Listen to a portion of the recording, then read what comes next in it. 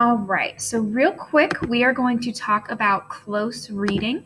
Now, we talked about this at the beginning of the year, and this is something that, I've kind of been walking you through as it is. But with this book, we want to start moving into doing this on our own and really kind of taking the time to look into these books with your own kind of thinking and looking for these things while you read. Now, close reading is basically thinking deeply. And this is kind of going back to the very beginning of the year when I talked about how a lot of times you may need to read things twice, or at least kind of skim through things twice. Because usually the first time you read for plot. The second time you read for meaning and analysis. And this is something that I always do. The more you look for these types of details, the more you'll pick them up the very first time you read. But like I still reread books all the time before I teach them, just because I always pick up something different that I can talk about. But when you're thinking deeply and you're reading for meaning, the big question you want to ask yourself is, okay, why did the author make this specific choice? And what are they trying to do? Or also you can think of it as kind of like, why did the author make this choice? And what does it do? Maybe it might not have been intentional, but every choice has an impact on the way a book is read. So it's kind of like you're looking at it with a fine-tooth comb. So, for example, these are some of the choices that an author makes. The language. So if they use a lot of really sad language, a lot of really complicated language, a lot of really heavy words, you can look at the actual words that they choose. Punctuation. If they have italics or if they have underlined words, you can look at, okay, why are they trying to emphasize this? What does it do? You can look at commas, periods, exclamation marks, anything that jumps out to you as odd, you can look at. Setting is kind of the easiest one, basically where and when the scene takes place. That is an obvious choice. The author has a real meaning as to why they picked this time, and we've talked about that with To Kill a Mockingbird as to why she set it in the 30s. And then figurative language. So you should know what figurative language is. We've learned about imagery, metaphor, and simile at the beginning of the year, and you should have heard these things before. It's basically just non-literal phrases or artistic choices. So like a metaphor compares two things without like or as. She was a star. Right? She is not literally a star. She is figuratively a star. We are comparing her to a star. And that is an example of figurative language. Now, this has many, many examples, and these were on the mid-semester assessment that I had you guys do, and a lot of people really struggled with that. For the most part, we knew imagery because I had taught it. For the most part, we knew metaphor and simile, and most people got theme. But there are 4 that I really want to highlight and make sure that you're aware of, because these are 4 that are used in To Kill a Mockingbird a lot, okay? So the first one is point of view. Now, this is just anytime you hear a story, you are hearing it from someone's point of view, right? So who is the narrator? You've got first, second, or third person. First person is me, my, I. Second person is you, which is really rare. And then third person is that kind of they, she, he, other people. But it's also the narrator's experiences. So for example, we have this passage from To Kill a Mockingbird. Let me explain this a little bit better. We know To Kill a Mockingbird is set in first person, and that's because we are hearing directly from Scout's opinion. When we have the narration, which is basically any text in a novel that is not dialogue, that is not actively being said by a character, she says, I maintain that you will start it all. I think this. We're hearing directly from her brain. So we know it's first person. But beyond that, we can look at how, when enough years have gone by to enable us to look back on them. So what we have is a perspective of an adult Scout reflecting on her past. So if I'm thinking of close reading, kind of the fact that I'm looking at is, okay, it's first person. We have a narrator that is looking back on the past. She is an adult telling us a story that happens when she's 6. That is the fact. When you close read and you analyze, you think, okay, what effect does this choice have? Why would Harper Lee have chosen to write this book from a first person perspective, but specifically kind of looking back on the past. And there's a couple of things you can think about. You can think about this book was very much inspired by Harper Lee's own experiences. So she could kind of be writing from her own perspective, thinking about what she's experienced. B, you have the value of hindsight. So basically we have, both Scout in the moment in her innocence as a child, but we also have her understanding now as an adult. So it gives us multiple layers of understanding of the story. Again, nothing really told us that in the book. I'm just saying, hey, it's first person and she's looking back on her past. I can infer, or I can figure out that this is what is happening because of that choice. So keep an eye out for point of view. Then we have tone. Now, this is one of the easier ones to look for. You're basically looking for the emotion or just kind of the style of the writing.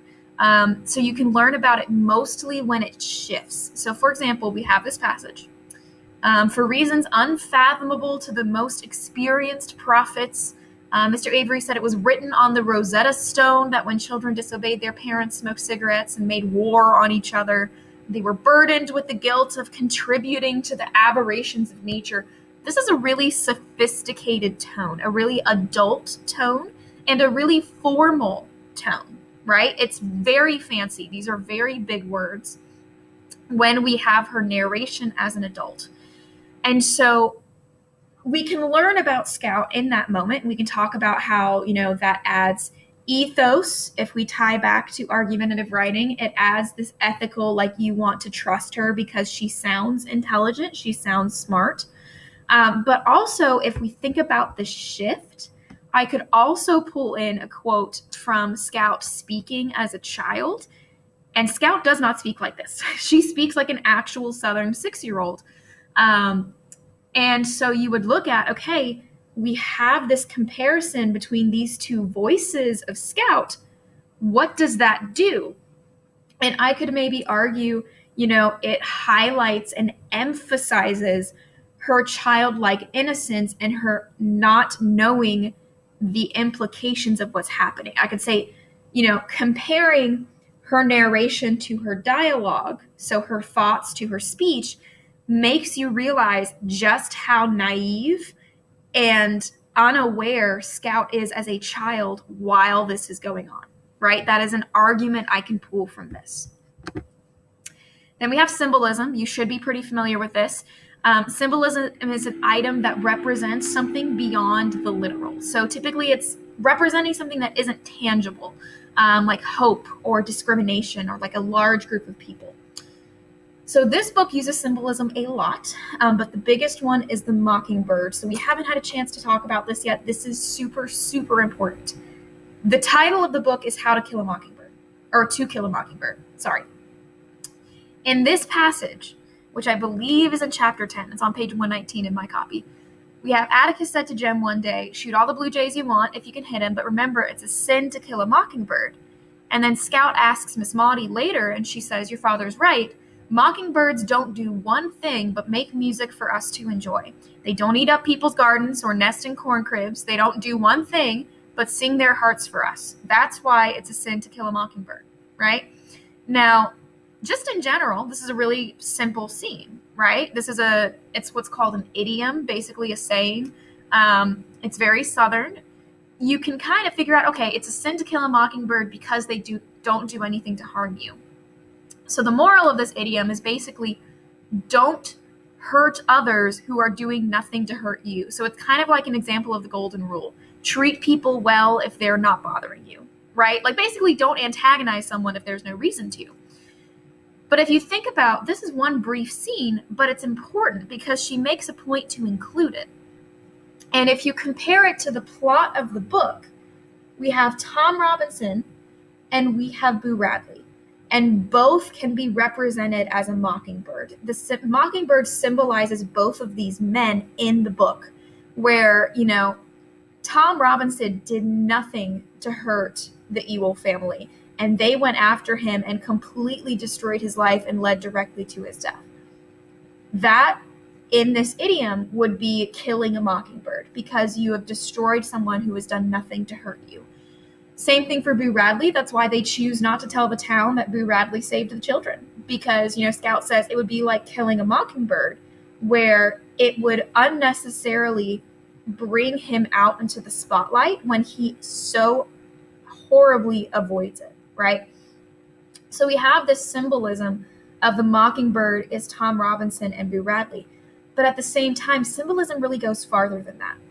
And you want to think about how this book is not just a book to tell us what happens to Tom Robinson. This book was written in order to tell people and convince people that there were these types of injustices in the court system and that discrimination is still very rampant in America. So really, if we think about symbolism in the broadest sense that we can get it, because symbolism needs to relate to our life, not just the book, right? It's something that we can experience, not just the characters in the book. So here, mockingbirds in this book represent people who are discriminated against, specifically African American people. Because Tom Robinson's experience is an example of an experience that has happened to many, many African Americans throughout American history. And that is what Harper Lee is trying to recognize. So my argument here for close reading would be that mockingbirds symbolize discriminated communities or persecuted communities, basically minority groups that are not treated well in America, right? And then lastly, we have illusion. Now, this is not illusion, which is ILLUSION. An illusion is a trick. There go my lights. An illusion is a trick or like a magic trick. Kind of think of that, those illusion pictures where if you look on one side, it's a bunny, and you look on the other side, it's a duck, those types of things. An allusion is an indirect reference to something. So like if I am talking one day and I go, oh, he's really being a Romeo out in halls, I am alluding to the Shakespeare play Romeo and Juliet in the sense that Romeo woos like every woman he comes across. So I'm basically saying that kid's a flirt, right? Or that person is a flirt, that guy is a flirt. I am not directly saying, oh, he's like Romeo from Romeo and Juliet written by Shakespeare where he wooed all those women. It's not what I'm saying. I'm just saying he's a Romeo. It's because most people in general would understand that reference. Now, this is where it gets complicated with older books that we read, because sometimes what was well known then or in that culture is not well known to us. So you have to kind of keep an eye out if there's ever a name that's dropped in and you don't know why, or if something sounds weird where it feels like you're missing something to get the meaning, it might be because there's an allusion, right? And you might need to Google what exactly it's alluding to. So there are a lot of examples, and I will tell you most of the examples in To Kill a Mockingbird are religious. You could look at a lot of the connection that Harper Lee makes between Christianity and this town, because remember, we talk about hypocrites too. So we have a lot of references to Christianity at the same time that Harper Lee is highlighting all of these terribly immoral things these people are doing. So there's a lot of Christian references, but I wanted to pick a reference, an allusion that I thought most of you would know just to make sure. And so here we have, there is one way, this is from Atticus's closing argument, but there is one way in this country in which all men are created equal. There is one human institution that makes a pauper the equal of a Rockefeller, the stupid man the equal of an Einstein, right? Now, Einstein is probably the most famous that you'll recognize. Einstein is a very famous inventor, very famous scientist. He's very smart. So when he's saying makes the stupid man an equal of Einstein, he's basically saying it doesn't matter what your intelligence is, you're at the same level, but he's alluding to this famous, brilliant scientist. And then for Rockefeller, makes the pauper the equal of Rockefeller. I don't know if y'all know about the Rockefeller family. I don't know what you remember from history, but the Rockefellers were big oil tycoons in the start of the Industrial Revolution in America. Like, they are mega rich. Mega rich. So he's basically saying, poor person and a mega rich person, same in the court system. Stupid man, really smart man, same in the court system. But he's saying it by referencing these people that they'll know. It makes it stronger. It makes it more effective, because he's not just saying, yeah, it makes a smart person and a rich person the same. He's saying it makes a pauper and the richest man you can possibly think of, the same level. It makes it a little bit stronger. Okay? So when you're looking, you are now going to go back. I want you to reread chapter 1, and you can pick any of these things. I don't care if you pick language, if you find a word choice that you think is really weird, if you want punctuation, setting. If you want to use a figurative device that I did not go over, go for it. Use imagery. Use foreshadowing. There is a huge amount of foreshadowing in this first chapter where Harper Lee is hinting to what's going to happen in the rest of the book. And you're going to start to pick up on it now that you've read the whole story. Rereading chapter 1, you're going to start to see what she's referencing. So you're going to find one of these things that you want to conduct a close reading of, and you're going to write an ace paragraph where you basically say, Harper Lee uses this thing, this choice, and it does this. So Harper Lee's use of illusion does this. And I want to see how you start to play with the idea of the writer intentionally making choices to affect the way you read it.